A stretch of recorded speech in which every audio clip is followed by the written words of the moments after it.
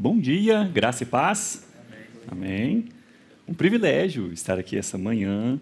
Eu estava lembrando, enquanto o pastor Bernardo falava, que no ano passado, naquele período que estava fechado, as igrejas funcionando online, eu tive o privilégio também de pregar, né? O pastor convidou, e está fazendo quase um ano, foi em outubro, se não me engano, né?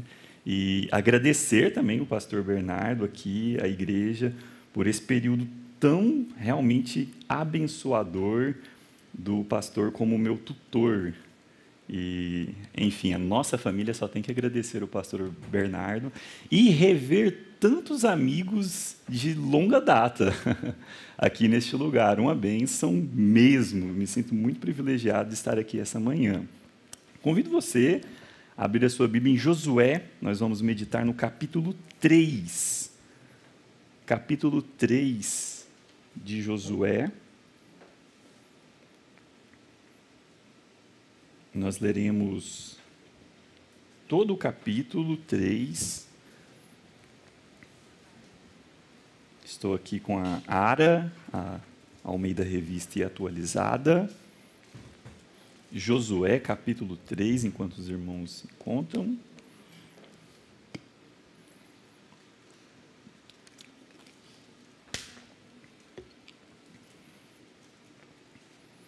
Josué 3, 1. Levantou-se, pois, Josué de madrugada, e tendo ele e todos os filhos de Israel partido de Sitim, vieram até o Jordão e pousaram ali antes que passassem. Sucedeu, ao fim de 3 dias, que os oficiais passaram pelo meio do arraial e ordenaram ao povo, dizendo: quando virdes a arca da aliança do Senhor, vosso Deus, e que os levitas, sacerdotes, a levam, partireis vós também do vosso lugar e a seguireis. Contudo, haja distância de cerca de 2.000 côvados entre vós e ela. Não vos chegueis a ela, para que conheçais o caminho pelo qual haveis de ir, visto que por tal caminho nunca passastes antes. Disse Josué ao povo: santificai-vos, porque amanhã o Senhor fará maravilhas no meio de vós. E também falou aos sacerdotes, dizendo: levantai a arca da aliança e passai adiante do povo. Levantaram, pois, a arca da aliança e foram andando adiante do povo. Então disse o Senhor a Josué: hoje começarei a engrandecer-te perante os olhos de todo Israel, para que saibam que, como fui com Moisés, assim serei contigo. Tu, pois, ordenarás aos sacerdotes que levam a arca da aliança, dizendo: ao chegardes à borda das águas do Jordão, parareis aí. Então disse Josué aos filhos de Israel: chegai-vos para cá e ouvi as palavras do Senhor vosso Deus. Disse mais Josué: nisto conhecereis que o Deus vivo está no meio de vós, e que de todo lançará diante de vós os cananeus, os heteus, os heveus, os ferezeus, os gigarzeus, os amorreus e os jebuseus.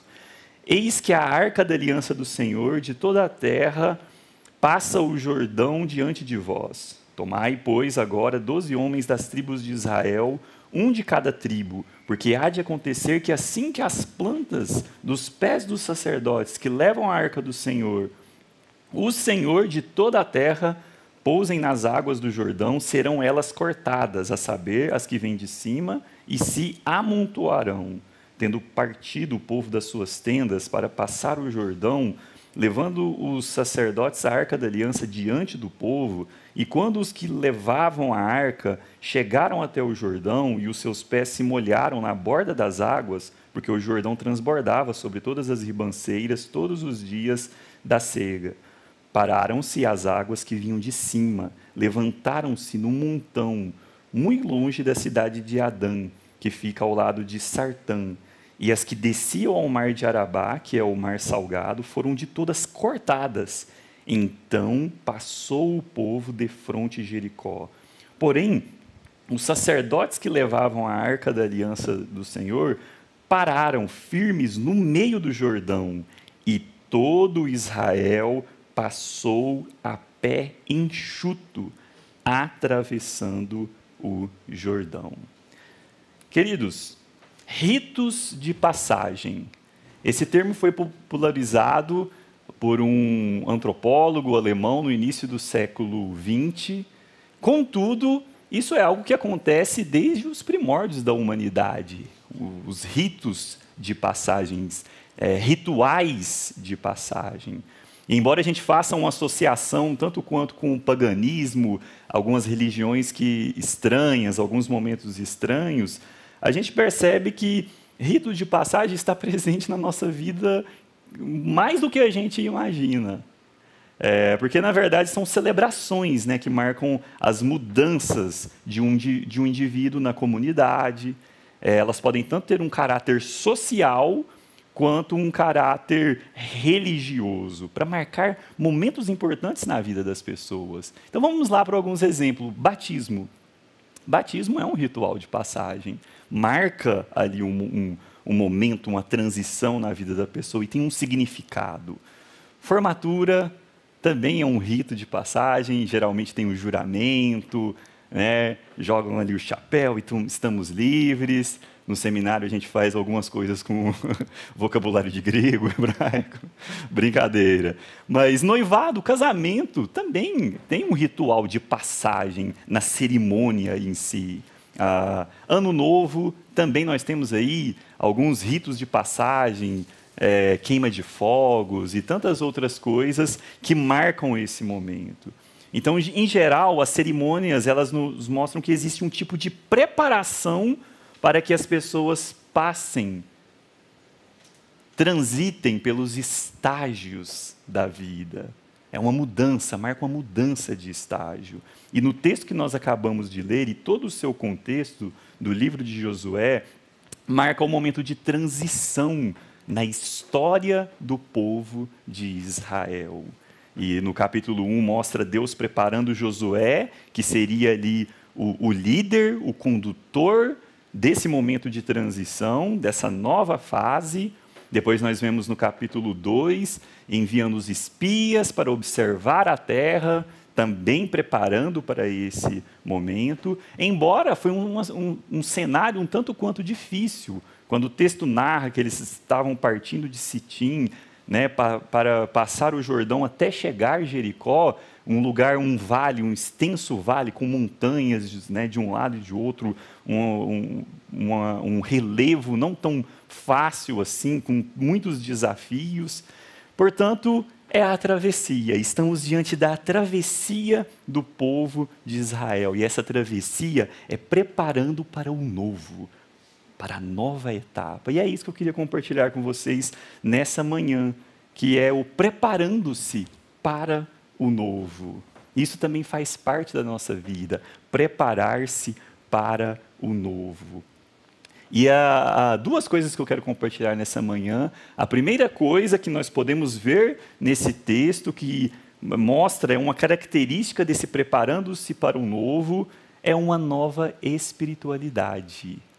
Israel, ele foi convocado naquele momento para um compromisso com Deus, um novo momento espiritual na vida do povo de Israel. E a gente vê alguns indícios no texto sagrado, como, por exemplo, do versículo 1 ao 5, que está falando sobre essa narrativa, né, nessa parte da nova espiritualidade, tem aí um elemento fundamental, que é a Arca da Aliança do Senhor.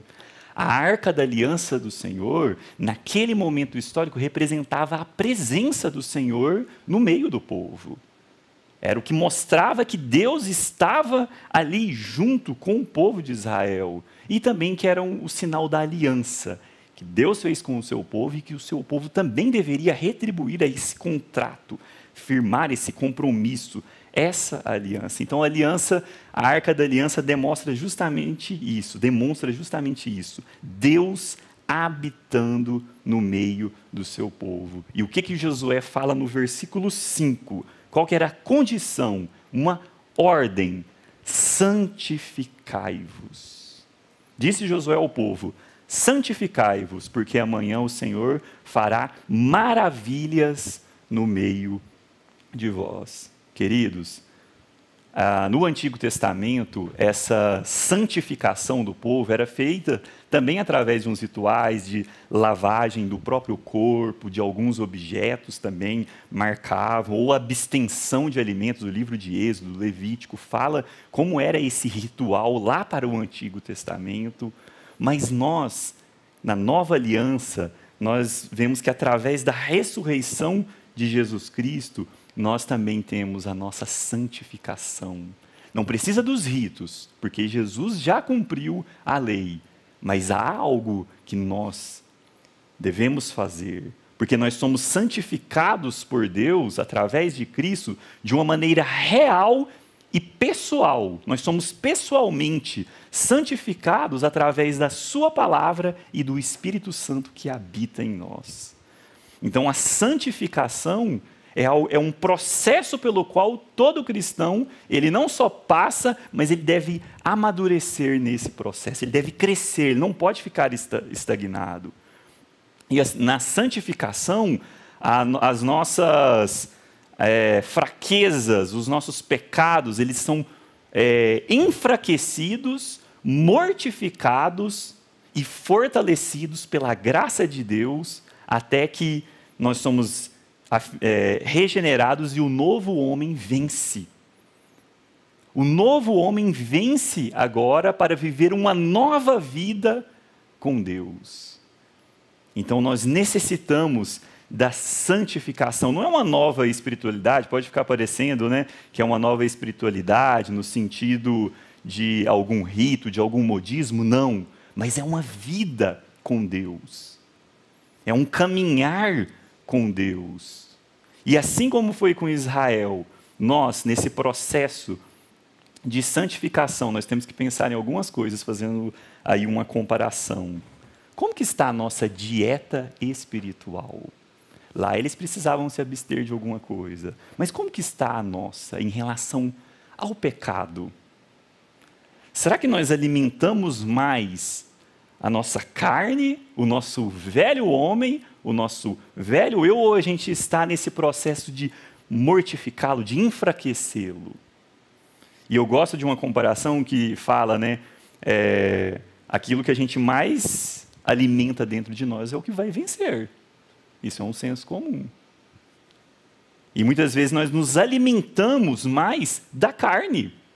E quando fala de alimentar da carne, nós não estamos falando, é geral, é um consenso também geral, quase que cultural na história do evangelicalismo, enfim, do protestantismo, achar que mortificar a carne para o pecado está relacionado só com pecados sexuais e vícios como tabaco e bebida alcoólica.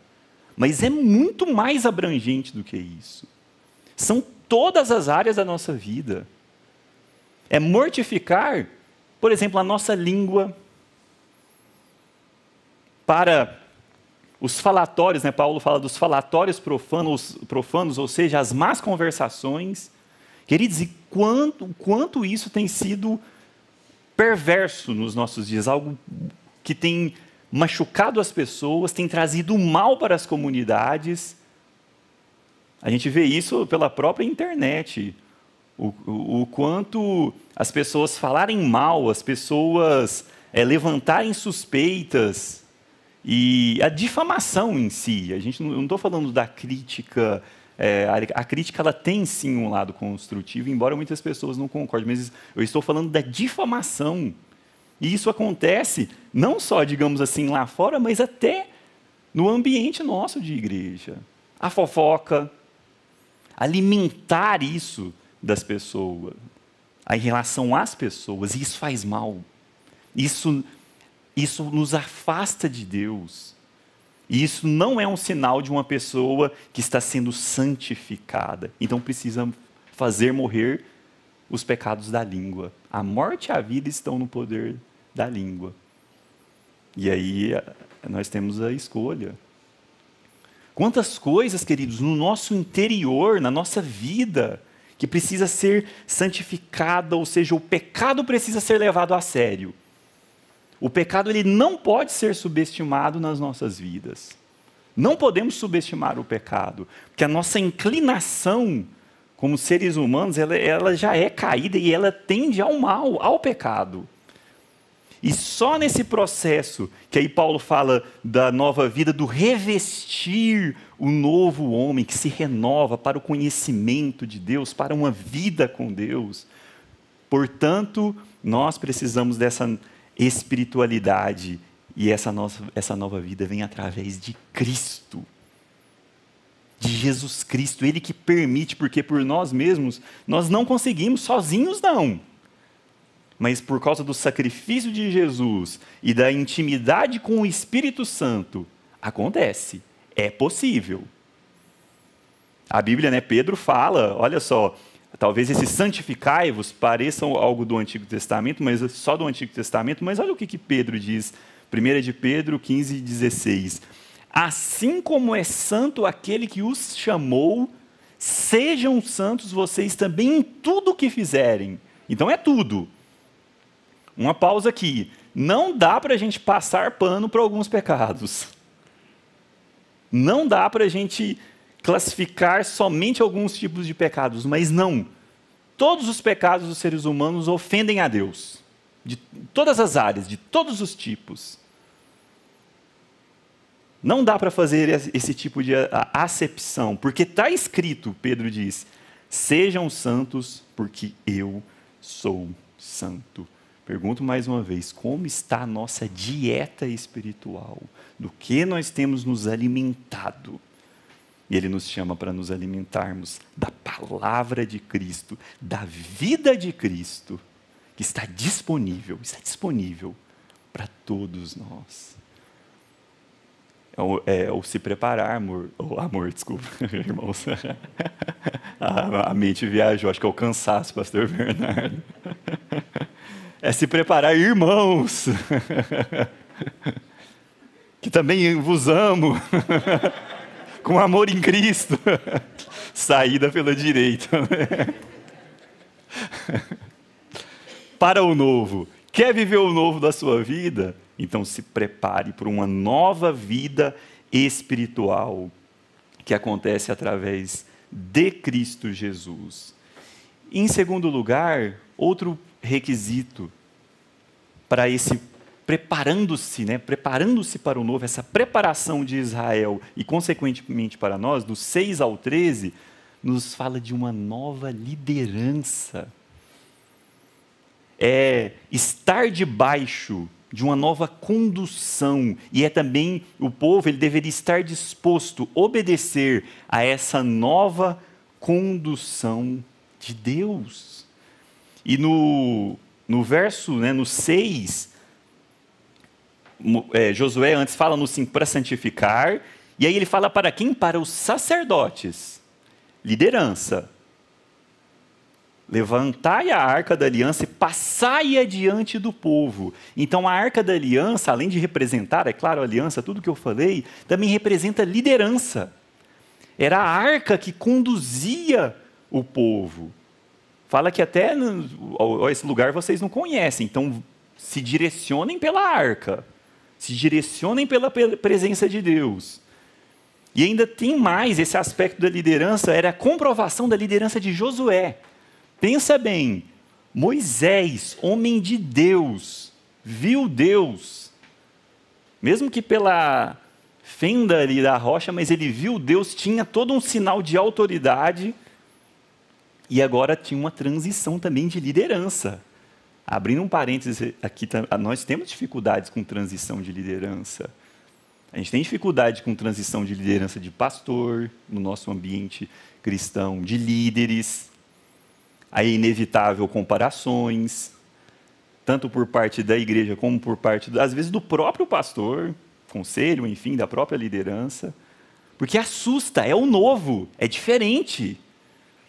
E aí, para comprovar essa liderança, o Senhor disse a Josué, versículo 7, começarei a engrandecer-te perante os olhos de todo Israel, para que saibam que, como fui com Moisés, assim serei contigo. Então é a comprovação da liderança de Josué, para que o povo visse Josué assim como via Moisés. Estamos vendo e sendo conduzidos por Deus. não apenas por um homem. E a liderança também era de acordo com a palavra de Deus. No versículo 9 fala: chegai-vos para cá e ouvi as palavras do Senhor, vosso Deus. O aspecto da liderança ali do povo de Israel também estava implícito a palavra de Deus, as ordenanças de Deus. E, é claro, a presença de Deus à frente do povo, mais uma vez, do 11 ao 13, vai dizer que a arca da aliança do Senhor e toda a terra, que está diante de vós. Aí tinha 12 homens de cada tribo, mais um aspecto de liderança nessa condução, uma condução organizada. Então, quem conduziu o povo de Deus foi o próprio povo de Deus e a liderança estabelecida por Deus. E aí, irmãos, nós temos que refletir mais uma vez: quem tem sido o líder e o condutor das nossas vidas?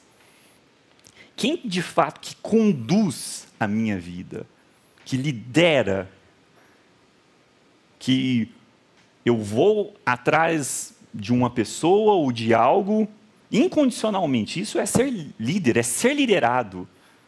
Quem exerce liderança na nossa, ou tem exercido liderança na vida pessoal, na vida familiar, na vida comunitária? Quem que exerce liderança sobre a nossa vida? Pense nisso. Quem está te conduzindo? É Deus? É o Senhor Jesus? Ou são os nossos impulsos? Por isso que era necessária a santificação. É necessário mortificar a carne para ser conduzido por Deus. Não tem como servir dois senhores. E nós vivemos um tempo de muita crise no aspecto de liderança. Isso não acontece só no nosso país. No mundo, há uma crise muito grande no aspecto de liderança. E muitos confundem líder, agora trazendo bem para um ambiente cristão mesmo, aquele conceito errado, né, do chefe pragmático, ou seja, não faça isso e não tem nenhum relacionamento ali com o liderado. Ou as pessoas hoje, elas são lideradas sem levar em conta a vida que a pessoa tem, o que ela tem para oferecer. Já viu isso? Vou dar um exemplo. Como as pessoas hoje são lideradas por youtubers. Não estou dizendo que é errado, não, está demonizando todos. Não, eu acho que tem um aspecto positivo aí. Tanto youtubers cristãos e até não. Já viu? Eles ditam a moda, eles ditam a opinião em relação a tudo. Formam uma cosmovisão e a pessoa, ela segue ali. Muitos têm saído, é claro que é uma transição também na nossa história, saído ali da TV.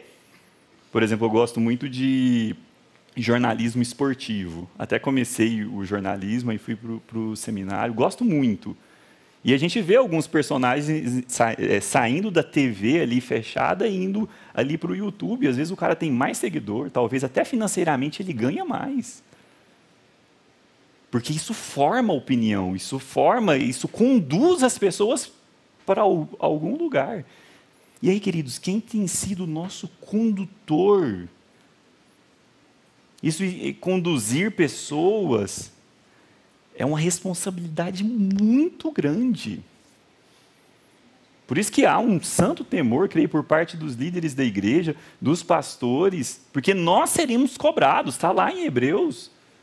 Nós seremos cobrados diante de Deus por aquele que nós conduzimos, que é uma responsabilidade. Então não dá para sair falando qualquer coisa. Não dá também para a gente ir seguindo qualquer coisa, qualquer pessoa que fala por impulso, que lança tantas coisas erradas e que provoca o mal. E nós temos um líder supremo, que é Jesus. A igreja é conduzida primeiramente, acima de tudo.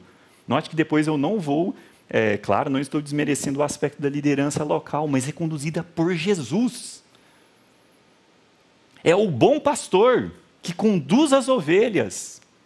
E esse bom pastor, esse supremo pastor, ele fala e as ovelhas ouvem a sua voz e o segue. Como nós precisamos ouvir a voz, e ela está sendo ecoada através da palavra, através de muitos púlpitos, através de músicas, em a voz de Deus, dentre tantas vozes falando no mundo, ela está sim, a palavra de Deus, ela fala.